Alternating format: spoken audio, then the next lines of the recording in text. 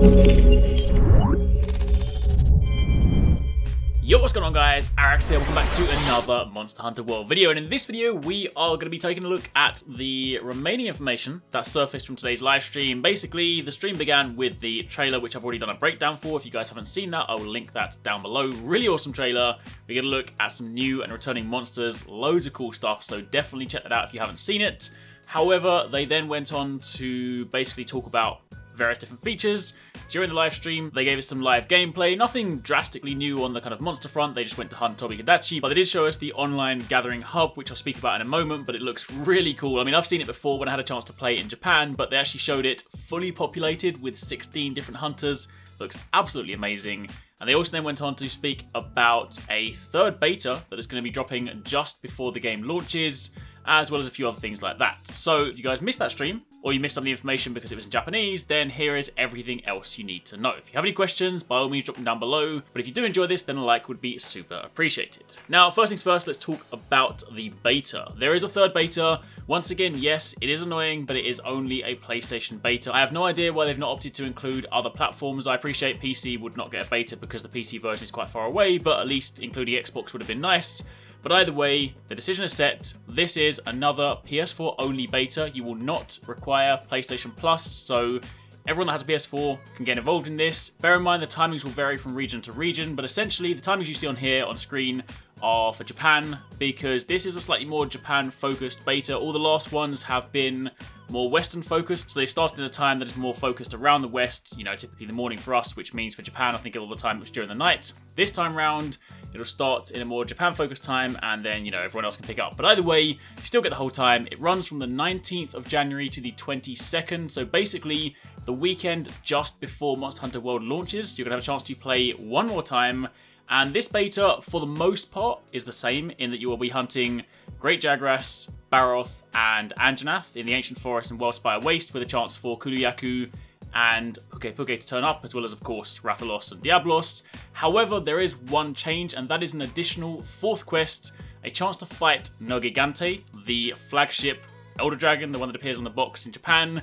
It is going to be a tough quest. This is, of course, the quest that was available at PSX and also Jump Festa. It is a quest that a lot of people struggle with because this one only gives you a 15-minute time limit. Now, bear in mind, that's just for the beta. In the full game, you'll have the full quest length, but the point is, you have a 15-minute time limit to fight Nogigante, so if you want the real challenge to really kind of experience some difficulty, then that will be the one to tune in. So, 19th of December, up until the 22nd, there will probably be an update to the client because, of course, it will need to add an additional quest, so as and when it goes live, or as and when we hear more information about that, I will let you guys know slightly nearer to the time and give you guys some updated times and whatnot. But basically, that is the final beta. So it basically means that you get a chance to play Monster Hunter World just before the official release, and then once the beta ends on the Monday, then 4 days later, the game comes out, which is a pretty sweet transition. So that is the news on that front. Now if we turn our attention to the stream, I'm just going to go through a few different information snippets they spoke about. There was of course all the gameplay they showed, but most of it, given that it wasn't drastically new, I'm not going to kind of worry too much about showing you the whole thing. So first thing they mentioned when speaking about key quests. Now for those of you guys that are new to Monster Hunter, the way that it used to work in the past is that you would basically go through and you will complete X number of quests, which are called key quests, and these are hidden among all the other quests you can do, so you only ever had to, say, do a handful of quests to specifically progress, you know, the narrative and push towards your next hunter rank. Well, in World, they've said the notion of key quests is basically a thing of the past. You have your story quests, which are the ones you will focus on, and they will, of course, advance the story, as you would expect. And that also means they've basically got rid of the kind of annoying feature where if you're trying to rank up, go from like hunter rank 3 to 4, for example, you will then not have to be the one that posts the quest. You will just, you know, continue through your story and you will naturally progress that way. So again, for those of you guys who didn't play before, basically what would happen is once you've done all the key quests, you unlock what is called an urgent quest. And in order for the urgent quest to count for you, you always had to be the one to post it. So if you joined your friend's urgent quest and you were also on that, it wouldn't count for you. You then have to complete that quest, go back in, post it yourself and do it again, which basically meant that if you were playing as a team of 4, like going through the game, there would always be a few quests that you would have to do 4 times back to back. Now, I appreciate you're going to be doing that anyway if you're farming for gear, but the point is, it was a little bit annoying, so they're essentially going to be streamlining that through the story quest system. There's still going to be plenty of stuff for you to do, plenty of other quests outside of that, but for the actual kind of golden line, those of you guys that just want to kind of like play through, experience the story, and just, you know, gradually advance your hunter rank, then you'll be doing that through the story quests. Something else they showed during the live stream is that, you know, on the story quests, much like any quest in the game, like every quest can be done solo or multiplayer, but during the story quest, they went in, they encountered the monster, and then once they found the monster, they can then use their flare to call for help, and then people can fly in and join them.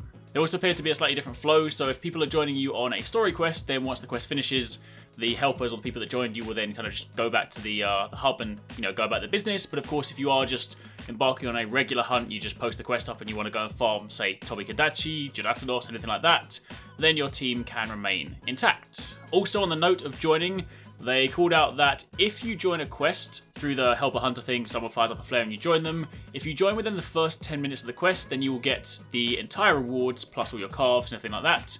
If, however, you join after the 10-minute mark has passed, i.e. the latter part of the quest, then you will get fewer rewards. You will still get the rewards for breaking parts, and you'll still be able to carve, but the post-quest rewards will be considerably less than, say, someone that's been there from the beginning, which obviously makes sense because it just stops you from, say, having someone go in, hunt most of the monster, you just join at the very end and just get all the rewards. So there will, of course, be value in being there from the beginning.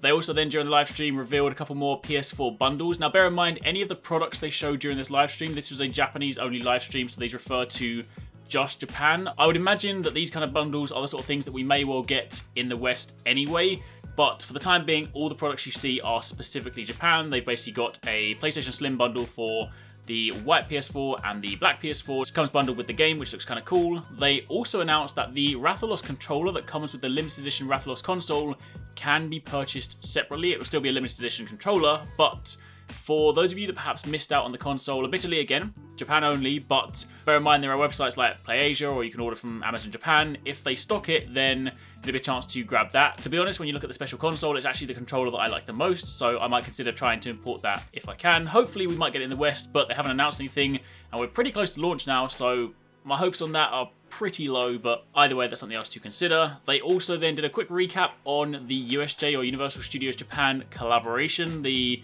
mention of course, the real-life event they have at Universal Studios, and there'll be the quest which you can gather to get the special armor. I've already done a complete recap on how this will work and all the details on that, so if you haven't seen that, I will link that video down below.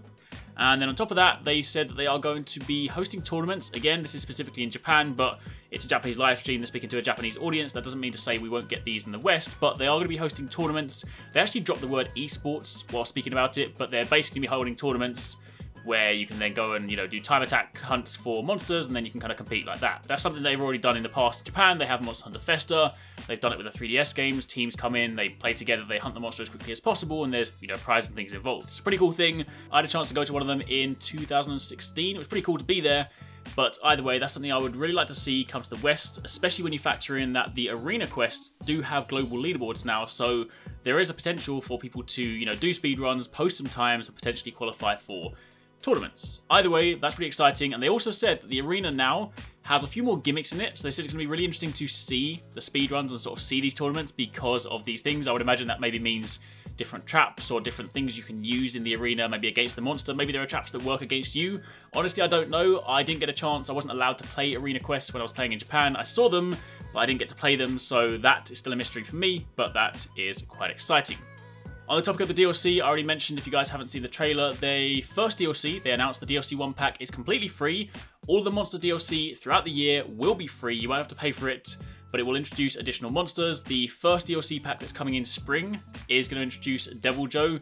Spring is most likely going to be somewhere between March, April, and May. So, you know, a couple of months after launch isn't too bad. Gives you guys a chance to play through the game, farm some armor, get to a point where you feel like you're starting to have done a lot of the things, and then they will add some more monsters. I'm not sure at this stage what else will be in DLC Pack 1, but I imagine it's not just going to be Devil Joe, but for the time being, that is all we've seen. They also said that Devil Joe will have some new moves, so he's going to be really interesting to fight. Going quickly back to the online hub, I mentioned earlier they just show it being like fully populated and really like vibrant. It just looks like a really cool place. The online hub can hold up to 16 players, and while you can only go on a quest with up to 4, including yourself, the point is you can sit in there with multiple teams, and when everyone's also got a palico by their side, it just looks really alive, really lively. It seems like the sort of place that I would just like to hang out, even if I'm not like hunting, maybe in between hunts, maybe when I'm editing videos, I might just chill in an online lobby because they just look like cool places to be. You can go there and get involved in the arm wrestling because they've changed the way that it works now. You actually have this cool countdown, this cinematic zoom, and you then basically spam circle in order to compete. It's just a fun little mini game, but I'm definitely, when the game launches, going to be hosting a arm wrestling tournament. So if you guys want to get involved in that, let me know in the comments down below. I'll probably do that on stream at some point, but that's something else to look forward to. However, for the time being, that's it. Hopefully you guys enjoyed the video. If you've missed anything from today, then check out the videos linked down below. I will have some more stuff over the weekend. There's a few more things that I want to kind of reanalyze and dive back into, speak about in the trailer, so there'll be some content for you guys to watch over the next few days. So keep your eyes peeled for that. But until then, thanks for watching, take it easy, catch you next time, peace out.